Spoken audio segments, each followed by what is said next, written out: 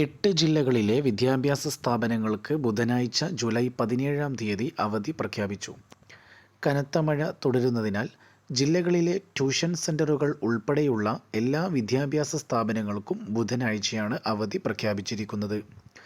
കണ്ണൂരിൽ കോളേജുകൾക്ക് അവധി ബാധകമല്ല. മുൻകൂട്ടി നിശ്ചയിച്ച പരീക്ഷകൾക്ക് മാറ്റമുണ്ടാവില്ല.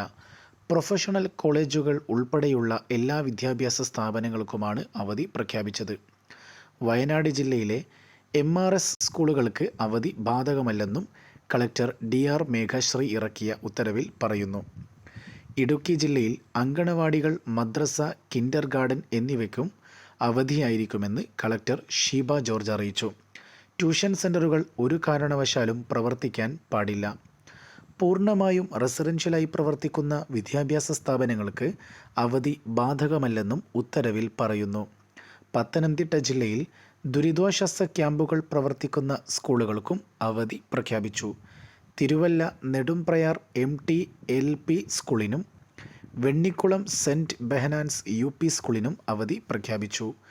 നിലവിൽ കനത്ത മഴ തുടരുന്നതിനാൽ അവധി പ്രഖ്യാപിച്ചിരിക്കുന്ന ജില്ലകൾ കോഴിക്കോട്, വയനാട്, പാലക്കാട്, ഇടുക്കി, ആലപ്പുഴ, തൃശ്ശൂർ, കണ്ണൂർ, കോട്ടയം എന്നീ 8 ജില്ലകളിലാണ്.